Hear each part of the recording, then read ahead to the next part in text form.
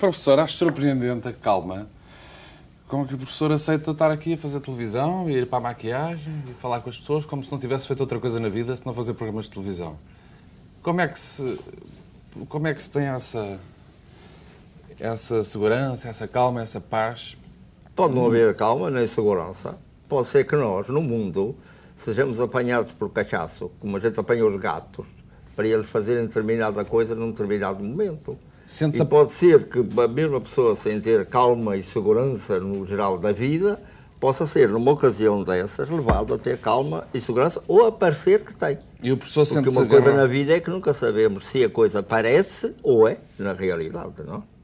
O professor sente-se agarrado pelo cachaço, como Eu um não me gatinho. sinto agarrado pelo cachaço, mas acho que o meu dono deve ter a mão bastante leve para nunca magoar o gato. E quem é o seu dono? É o destino? É Deus? São os tais sinais da vida? Parece que o que está recomendado nessa coisa é nunca se dar nome, nunca definir, porque parece que logo que se define alguma coisa, ela na realidade deixa de existir. De modo que é darmos a expressão normal que damos às coisas, é alguma coisa, é o inominado, é aquilo a que cada um dará seu nome, ou podemos dar um nome geral que é muito bom. É uma criatividade qualquer que se manifesta. Mas às vezes o professor dá-lhe o nome de Deus em algumas das suas ideias. Sim, então não importa absolutamente nada. Como de vez em quando damos um nome que seja facilmente compreensível pelas pessoas, embora não saibamos qual é o significado exato que eles dão a isso. Uma palavra perigosa nesse sentido é exatamente Deus. Deus ou é o divino, a realidade do que supomos a existir do divino para além de tudo quanto é físico, ou para determinadas pessoas, é aquilo que lhes garante a eles, se portarem bem, uma boa existência na vida.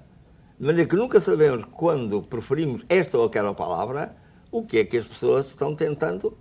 Mas isto não é só com essas, como Deus. Mas o professor tem É fé? o destino. É um homem de fé? Eu suponho que sou uma pessoa de convicção. Se a convicção é a mesma coisa que a fé, coisa discutível. A convicção é alguma coisa que a pessoa traz ou sente que traz dentro, como se fizesse bem parte dele, e que não há maneira de evitar. O convicto não evita. Quanto à fé, é outra coisa. É, em geral, aquilo em que se acredita, o que se convence a pessoa de que existe, sem ter nenhuma matemática pelo meio, sem haver nenhuma equação que o prove. A pessoa, então, tem fé. E das igrejas todas que conhece, qual é que lhe parece a mais bem estruturada? A mais bem pensante e a mais... A mais bem pensante seria aquela que a pensasse todas juntas e que desse com um resumo geral, sem coibir em nada e sem prender em nada, as integrasse todas num todo. E haverá nas... Até agora ainda não apareceu. E não mas pode ser que efetivamente apareça. De todas as religiões que conhece, qual será a mais abrangente? De todas as religiões conhecidas na nossa nem civilização? Nem só o abrangente é a religião. Abrangente pode ser simplesmente uma coisa que se chama metafísica ou pensamento, sem se ligar uma ideia de culto ou de fé. A propósito de metafísica, ofereceram-me um livro que, de uma forma bem menos metafísica do que o professor defende, atribui a autoria de alguns poemas a si próprio. Portanto, o editor garante que é o Agostinho da Silva que escreveu. E a propósito também de gatos, porque eu também tenho gatos e acho um animal surpreendente, eu fui rebuscar, não vou ser nada original, com a Alice Cruz já fiz isto, já fui buscar poesias suas, mas fui rebuscar algumas poesias, algumas delas engraçadíssimas e desconcertantes de tão singelas. Esta, por exemplo, tem a ver com gato e diz só assim: mestre de filosofia, com mais saber e engenho, meu gato mia. O que é que isto quer dizer? Quer dizer que o gato é um animal que está naturalmente na vida, se cumpre gato, e dá imediatamente a mim, se o contemplo, a ideia fundamental que parece ser. Vê lá tu, que não é de gato, mas uma coisa diferente, vê lá tu se te cumpres. Então a filosofia fundamental do gato parece ser para toda a gente o de se cumprir. Não é o de cumprir só, porque essa, por exemplo, é a filosofia do militar. É de cumprir-se. Não se trata, portanto, de alguma coisa imposta de fora, mas daquilo que veio com a pessoa, que é a própria pessoa, e em que ela se trata fundamentalmente de se cumprir. O professor tem um carinho grande pelos seus gatos, não é? E um respeito por eles Ou enquanto eles animais. por mim, ainda não percebi bem qual é a relação exata. Mas dá ao animal, neste caso, irracional, uma grande importância. Tem algum respeito por eles, apesar de tudo, não é? Pelos animais? Pelos animais. irracionais. Não é o respeito, é o gosto. É que são uma grande coisa na vida. Quais são as principais diferenças entre os animais racionais e os irracionais? O professor acha que nós somos a continuação de uns gatos com um bocadinho mais de inteligência, de cérebro e cerebelo? Querido amigo, ninguém sabe. É evidente que pelo lado exterior, por aquilo que é possível averiguar em vértebras ou patas, temos que ver com os lémures de Madagascar, por exemplo, e alguns bem pequenos e que parecem bem desinteressantes. Depois as coisas se foram desenvolvendo por aí e nem há certeza hoje de que o Darwin tenha razão, que tenha havido evolução das espécies animais. O que pode suceder é que tenha havido várias criações sucessivas sobrepondo-se no tempo. Quando olhamos um filme de cinema, podemos ter duas hipóteses, que foi o homem que estava com um braço em certa posição na fotografia A e que na fotografia B apareceu com outra posição. Mas, na realidade, o que houve duas criações diferentes, a fotografia 1 e a fotografia 2. Pode ser que aquilo que o Darwin supôs, que era a passagem de um animal a outro animal, fosse a criação de um animal novo, extremamente semelhante ao outro, e que podia ser tomado por homens como o Darwin como tido uma evolução. Essa coisa é muito complicada. Pois é, e nós acha que saímos de uma linha de fabricação um bocado mais sofisticada que os outros animais? Por causa disso? E há uma coisa mais importante ainda do que isso, é que nós somos dos últimos animais que apareceram na Terra.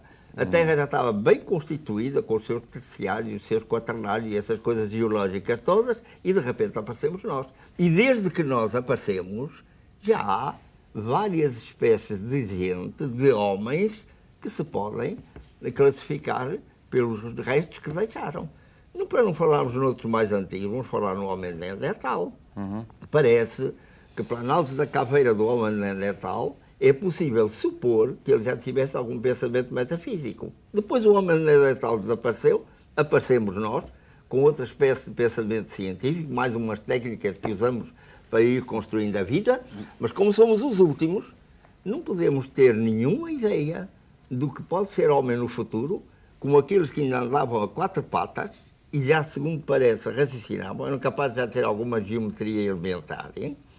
Desapareceram também. Eles, que ideia podiam ter do futuro de um homem de quatro patas? Que outros homens com quatro patas se portariam desta ou daquela maneira. Amanhã podemos, em lugar de braços, aparecer gente com asas. Era ótimo, eu adorava. Não sei se era ótimo ou se não atrapalhava as companhias de aviação. Se a gente não voasse muito alto, era capaz de não haver problema. Atrapalhávamos era meu uns aos amigo, outros, não é? A obrigação do homem é voar alto, mas sem nunca perder a linha de terra. Temos que ter as duas coisas ao mesmo tempo. Ter o chãozinho em baixo, tão objetivo e tão nítido como se fosse um mapa em relevo, e ao mesmo tempo voarmos alto. Uma só das coisas não é humana. Seria de um bicho adaptado ao chão só, ou adaptado ao céu do outro lado. Isso também estou de acordo, porque, tal como o Sr. Professor, também gosto muito de passear e de vadiar aí pela cidade. Esta outra eu acho... não gosto de passear. Não gosto de passear? Passear é Qual é a diferença nada. entre passear e vadiar? Vadiar é já ter um fim em vista, que é vadiar. E não se pode vadiar passeando? E passear vadiando? Pode, pois, claro. Mas eu e passeio então o português, que é capaz de juntar tudo que é contraditório, pode fazer essas coisas todas juntas. A propósito de juntar coisas e multiplicá-las umas pelas outras, esta ideia é completamente desconcertante. Se estás triste por só teres para ti um menos A, o jeito que tens na vida é logo o multiplicar por outra vez menos A e ver a boa saída que o resultado trará. Como é que se multiplica um menos A da nossa vida por outro menos A? Como é que isso se faz? Meu querido amigo, muitas vezes a pessoa encontra uma coisa que a contraria na vida, fica presa àquilo e dizer que a vida para ela é toda negativa, que não há jeito nenhum, sem se lembrar de procurar outro menos A, para multiplicar por aquele menos A e ver que dá um positivo que ela deve seguir. Conheço uma porção de gente que, de súbito, andava com uma ideia, com uma ilusão, se quisermos dizer, a respeito do que lhe estava sucedendo na vida, de súbito as coisas mudam e a pessoa fica completamente desorientada, sem parar sequer um momento, para ver se ela não é uma pedra que está recusando o cinzel do escultor, que quer tornar menos pedra e mais estátua. Então é preciso que a pessoa, numa altura dessas, pense bem, esteja calmo, deixe suceder mais um tempo, veja o que lhe vai aparecendo e depois reflita se realmente não avançou com aquilo que lhe parecia negativo. Porque, afinal, é com o esforço de subir um degrau que a pessoa chega ao patamar.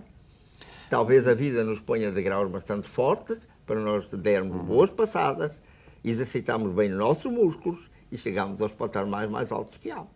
Portanto, o professor defende que nós devemos aceitar os sinais que a vida nos dá, mas não ficarmos presos a eles se eles forem menos ás, não é? Não, e sobretudo não ficarmos presos à ideia de que nós entendemos todos os sinais da vida. Pode ser que a vida seja muito mais inteligente do que nós, nos faça sinais, supondo, coitada, que nós somos tão inteligentes como ela, e nós depois apresentemos soluções que julgamos que eram aquelas que eram as que tinha que haver e afinal não serem. Esta também é gira.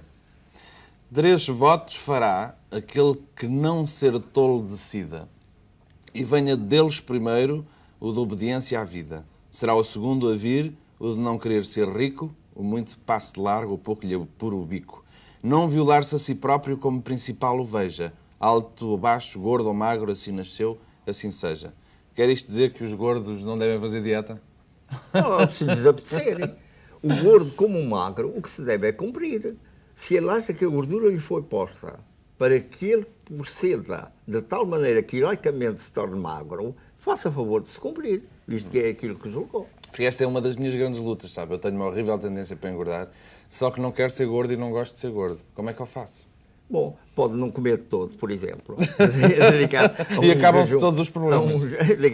A um jejum bastante completo, Como ou é que- não se sabe. Como é que o professor se alimenta? Tem Diga. cuidado, como é que o professor se alimenta? Tem cuidado com a sua alimentação? Eu Para não ter tenho chegado a cuidado. essa idade nessa forma Não tenho estupenda. cuidado, quer dizer, eu evito comer animal. Evita comer animal. Evito comer animal. De qualquer coitado, espécie. coitado do bicho, que culpa tem ele que eu exista? Nenhuma, não é? E, portanto, dentro disso, de evitar de comer animal, há tanta coisa que comer, e sobretudo comer fácil.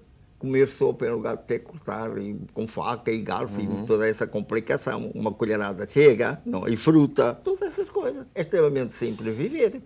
Desde que a pessoa, para viver como vive, tenha o suficiente para comprar as coisas. Porque nós estamos nessa contradição, não é?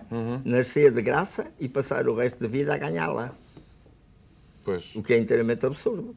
Desde que nascemos de graça, a vida devia continuar a ser de graça. E eu insisto sempre nisso, Mas olha que nem para os animais- passado do século XIII. Nem para os animais isso é de graça. Diga. Às vezes nem para os animais é de graça. Não, é de graça no sentido que eles não têm que passar por um cheque e, felizmente, não têm lá o collar que impede as pessoas no Brasil de receberem cheques, não é?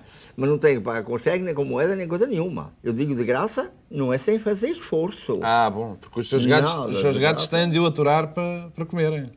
Bom, eles coitados parece que não sentem muito que têm que me aturar. Não, estou a brincar. Não, eles lá têm a sua vida o mais independente possível, eu a minha também, o mais independente possível. Isto é, nós nos congraçamos, e assim devia suceder com toda a gente, nos congraçamos na independência de cada um. Ao passo que muita gente só tem a mania de se congraçar quando o outro faz aquilo que ele quer, aquilo que ele manda. Isso leva-me aqui a outra ideia, na qual eu me revejo muitíssimo, porque me acontece um bocado a mesma coisa. Nunca percorri estrada que não fosse a de egoísmo, bem andada e com cinismo, mas cheguei agora ao fim. Não amo os outros por eles, mas por mim. Será que o verdadeiro egoísta é aquele que melhor depois aprende a amar os outros? Claro, quando nós ficamos muito satisfeitos, quando eu vejo uma pessoa muito satisfeita porque deu uma boa esmola a um pobre, ele deu a boa esmola a ele Por ele próprio. próprio. Eu defendo muito ele isso. próprio. Eu estou sempre a dizer Egoísta. Não vejo como é que, sendo homem, aquele que olha todo mundo à volta, ele pode deixar de ver aquilo que no dito mundo sucede, seja o que for, senão como alguma coisa que o fere ou gratifica a ele próprio. O que se trata é de não ser tão egoísta, estupidamente egoísta, que se prejudica a si mesmo, julgando que se faz um favor. Há muita gente que, em lugar de proceder de tal maneira que aquilo que faz seja sempre alguma coisa que o melhora a ele, de vez em quando se mete numas aventuras e numas manias que só o vão prejudicar, que só o vão diminuir. É isso que terá perdido alguns políticos. Meu querido amigo, perdido políticos e perdido toda a gente, não só o político. O desgraçado do político, como anda à vista do público, é aquele que toda a gente censura ou ataca ou põe dúvidas, etc. Mas quanto artista, quanto cientista, quanto místico até, tem por vezes procedido de maneira que não se gratifica, que se está prejudicando. Homens de pensamento nobre, de altíssimo pensamento, de dotes extraordinários de expressão artística ou filosófica ou religiosa ou qualquer outra, e que, no entanto, de vez em quando, mostram umas maneiras de ser, uns aspectos de caráter extremamente discutíveis e extremamente duvidosos. Então, a grande sorte é quando se é egoísta a ponto de aquilo que se faz aos outros se nos servir a nós para melhorarmos, quanto possível, na natureza em que somos. É por isso que o professor gosta tanto das crianças. Elas são tão extraordinariamente egoístas e, ao mesmo tempo, tão espantosamente altruístas. Eu gosto, sobretudo, delas enquanto não andam na escola ou enquanto não são estragadas pela família, não é? Quando a criança é espontaneamente livre, espontaneamente imaginativa, e é por isso que eu insisto sempre em que os portugueses do século XIII, veja como eu sou conservador, em que os portugueses do século XIII insistiam em que um dia, na idade final do mundo, quando o divino resplandecer por todo o mundo, são as crianças que vão dirigir o dito mundo. Eu ouvi-o dizer isso numa das outras entrevistas e estava sentado na sala e disse de mim para mim. Se eu estivesse ali com eles, teria se calhar dito ao professor o seguinte: no século XIII talvez isso fosse plausível e possível. Como é que as crianças se podem autodirigir sem educadores e sem pedagogos numa vida carregada de heroínas e haches e craques? Por isso mesmo, meu querido amigo, é que ainda está muito bem que existam aqueles que se chamam educadores, pedagogos, instrutores, o que quiserem chamar-se, não é? Mas o que nós temos que fazer é que simplificar a vida de tal maneira que isso não seja mais necessário. Hoje o grande automóvel seria o automóvel inteiramente automático, ao qual nós comunicássemos o nosso pensamento, nem de sequer tem computador nenhum, nosso pensamento e ele cumprisse. Só que há automóveis já muito perto disso, que são caríssimos, custam 40, 50 mil contos, e para os comprar, os passadores de droga não hesitam em vender vários quilos de heroína para depois poderem ter um automóvel. Mas, meu querido, como é que se corta isto? O ponto importante não está com os traficantes de droga. O ponto importante de todo esse problema da droga está com o consumo da droga e com a plantação da droga. Porquê que o peruano planta droga, em lugar de plantar batata ou milho? Porque ganha muito mais dinheiro. Pois.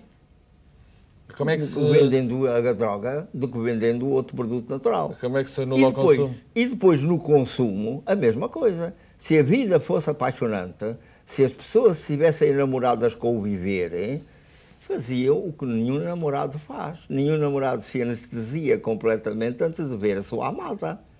Ninguém se anestesiaria para a vida. É porque a vida, para a maior parte da gente, não presta para nada. É um tormento, e um tormento por circunstâncias que podiam perfeitamente ser modificadas e não são, por motivos de evolução geral, ou por motivos egoístas deste ou daquele, e, portanto, as pessoas, o jeito é drogar-se. Sabe que é das coisas que eu tenho achado... Desculpe interrompê-lo, mas Diga, o tempo é tão pouco. Eu gostava de estar aqui a noite. Quando for preciso.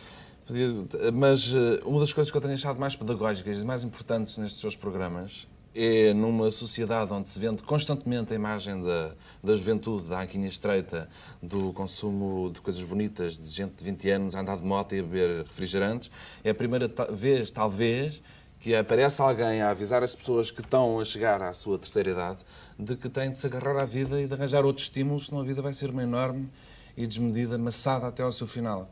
E nós não somos educados hoje em dia para isso. Ninguém nos avisa. Toda a gente nos mostra imagens de juventude e de beleza física e de coisas extraordinárias, mas ninguém nos avisa, ninguém nos acende uma luz a dizer: atenção, vais envelhecer, vai-te já preparando para isso, porque é já amanhã. Como ninguém, quando prepara um soldado, o prepara para a vida civil que ele vai ter depois. O prepara para ser soldado. Nós somos todos soldados para produzir coisas no mundo que é preciso que elas cheguem a todos e produzir cada vez mais. E ninguém nos está preparando para a tal vida civil que será a de poder viver sem a ideia de que se é um produtor. Como o soldado um dia tem que viver sem se lembrar que é da artilharia ou da cavalaria. Então as escolas, todas elas precisavam, ao mesmo tempo que preparar o homem para essa tarefa da produção, o preparar para quando ele estiver reformado de ser soldado produtor e puder ser o artista que nasceu, o místico que nasceu, o cientista que nasceu. E é por isso que temos a cada passo de olhar a escola como uma parada de quartel, em que se tem que aprender a marchar e a atirar, e por outro lado, como um lugar onde eu posso ter todos os meios de expressão do que eu for, para quando chegar à reforma, eu ser inteiramente esse poeta que nasci e não o soldado que me habituaram a ser. Esta tem tanto de pequenina quanto de desconcertante e de bonita. Papoula teria sido de preferência a por homem ter vivido. Porquê é que se escreveu isso? Eu Sim. digo, porquê é que se escreveu isso? Porque o que eu tenho que dizer quanto à minha poesia é que talvez o único mérito dela seja ser involuntária. Aparece e eu registro-a, simplesmente. E porquê uma papoila? E depois, porque eu gosto muito da papoila, não é assim? De maneira que ter aquela cor viva a um sol maravilhoso dura relativamente pouco tempo, não é? Mas enquanto dura ser realmente aquilo que é, ao passo que ser homem é uma aventura muito mais complicada, que muitas vezes se murcha, depois se retoma a cor, voltam as coisas de um lado e outro, etc. Então teria sido muito mais simples ser papoila do que gente. Não é? No entanto, o professor mantém umas cores extraordinárias. Não sei se será por causa de uma das suas características que vem aqui nesta poesia, à qual a administração da tabaqueira não vai achar piada nenhuma. Mas que gente esta tão triste, fumadores e fumadoras, com o seu império perdido e o seu passado esquecido e o futuro inconcebido, mas tem a vida seus jeitos, com os seus destinos perfeitos, seus planos a cumprir, só não os quis descobrir, para nada os demolir, que ridícula figura farão perante os seus netos, se é que têm energia bastante para haver netos, ou se não recusam estes a nascer de tais avós, que sois, claro, todos vós e seremos todos nós, se formos o mesmo rumo, como exceção parece, é esta de mim que não fumo. Fumar... Não, é qualquer espécie de tabaco. Mesmo o charuto, Oh, pode não ser, pode ser vinho, bom. pode ser sonho, Portanto, isto é pode metafórico. ser qualquer coisa, mas inteiramente metafórico. Apenas como o fumo é uma metáfora que facilmente se entende, adotei o fumo, podia ter adotado drogas mais complicadas. Podia até rimava com fumo por consumo, por exemplo. O consumo é uma droga. As pessoas andam metidas nessa coisa de comprar nos supermercados modelos enormes, imensos, etc., não é? Exatamente como se fosse coca. O professor tem noção que há muita gente que o está a fumar às quintas-feiras? Que está A fumá-lo às quintas-feiras à noite, hoje em dia? Pode ser que sim. O E quê? gosta- Quando sim. houve estas gravações que nós fazemos, pode ser que sim. E dá-lhe Pode ser prazer. que também seja uma droga. Só que eu não tenho a culpa de ser droga. Ele tem a culpa de me tomar como droga. Bom, que não queria deixar de dizer esta, porque vem, no fundo, corroborar aquilo que já se falou. Pé bem firme, leve dança, que o saber seja de adulto, mas o brincar de criança. Aí estamos perfeitamente de acordo. Acho que dos nossos maiores erros é deixarmos morrer a criança com que nascemos. Claro, é evidente. Ficámos com saudade da criança que fomos. Coisa inteiramente absurda. E provavelmente o verdadeiro gênio é aquele que foi criança até ao fim. E não queria acabar esta conversa, que para mim só teve o defeito de ser muito pequenina. Oxalá para as esta vadiagem. vítimas, ela não sei, tenha sido demasiadamente longa da minha parte. Não acredito.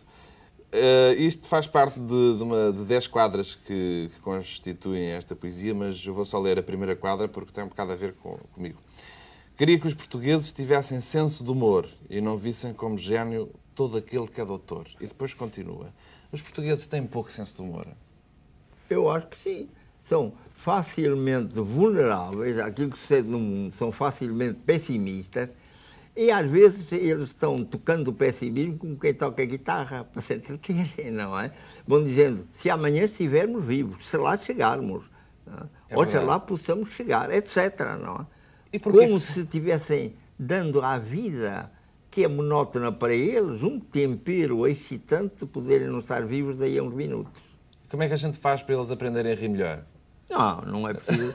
A mim convinha-me. Não fazemos nada. Não. Quer dizer, temos é que amar cada vez mais a vida e a ter cada vez mais ampla e fazermos tudo na nossa pequena área ou na nossa área maior para que ela assim seja, para ver se as pessoas se despem desse pessimismo.